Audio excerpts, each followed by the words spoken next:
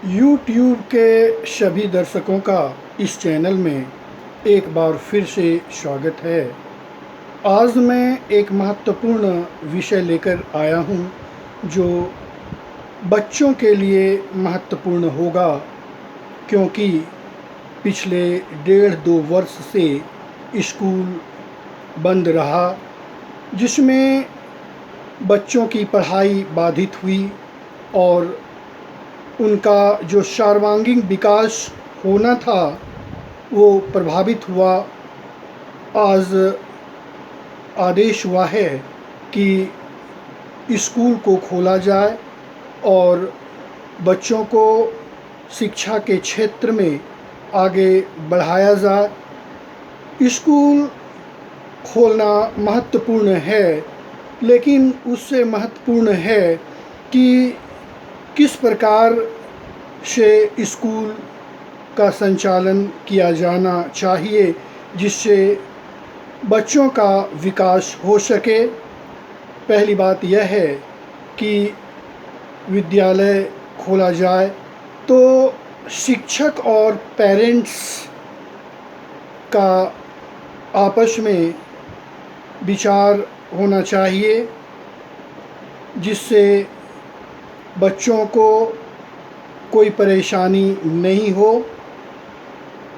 जैसा कि बताया गया कि छोटे छोटे बच्चों को शुरू में कम संख्या में बुलाया जाए, फिर 5वीं या 6ठी कक्षा तक बच्चों को 2 या 3 घंटों के लिए बुलाया जाए, जिससे भीड़ नहीं लगे।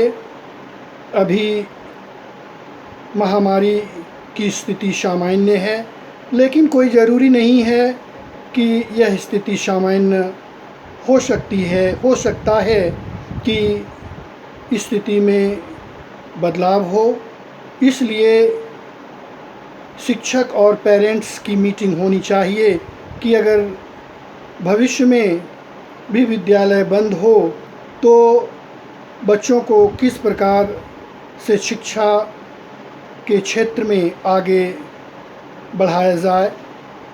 और सप्ताह में एक बार ज़रूर से ज़रूर शिक्षक और पेरेंट्स की मीटिंग होनी चाहिए और आपस में टेलीफोनिक बात होनी चाहिए, क्योंकि पिछले 1.5-2 वर्ष में बच्चों की पढ़ाई बाधित हुई है और उन्हें काफ़ी परेशानी हुई है।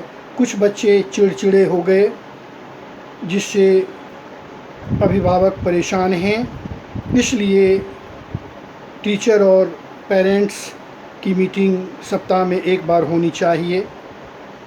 और आवश्यकता इस बात की है कि बच्चों को प्रोत्साहित करना चाहिए, अभिभावक को भी प्रोत्साहित करना चाहिए, क्योंकि अभी भी कुछ बच्चे और अभिभावक की सोच है कि स्कूल नहीं जाना है, क्योंकि एक डर बनी हुई है और जब तक उनके मन से इस विचार को हटाया नहीं जाएगा तब तक स्थिति सामान्य नहीं हो सकती है।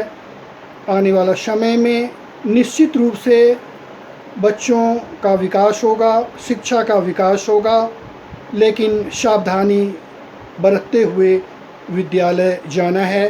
साफ़ सफाई की व्यवस्था होनी चाहिए और जो बच्चे विद्यालय जा रहे हैं उन्हें सैनिटाइज़र अपने पास रखना चाहिए, मास्क का प्रयोग करना चाहिए और दूरियां बनाकर विद्यालय में रहना चाहिए, जिससे उन्हें किसी तरह का परेशानी नहीं हो, क्योंकि खतरा कभी भी आ सकता है।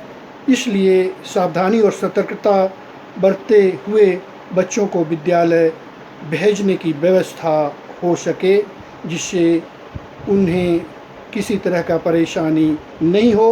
ऐसा भी बताया जा रहा है कि मोहल्ला क्लास की व्यवस्था की गई है और देखा जाए तो यह भी एक प्रकार का एक अच्छा व्यवस्था है जिससे बच्चों का विकास हो रहा है। झारखंड सरकार एक कार्यक्रम की योजना शुरू की है जिसमें महिला और माताओं को जोड़ने का प्रयास किया है जिससे बच्चों का ख्याल हो सके। इसलिए इस बात पर जोर देकर बच्चों को समय समय पर विद्यालय भेजा जाए जिससे उनका विकास हो सके। तभी आने वाला समय में बच्चों का विकास हो सकेगा। और अगर ऐसा होगा तो निश्चित रूप से जो 1.5-2 वर्ष में शिक्षा में कमी हुई है वो फिर अपने आप में सुधर जाएगी। इस बात को समझने की आवश्यकता है। धन्यवाद।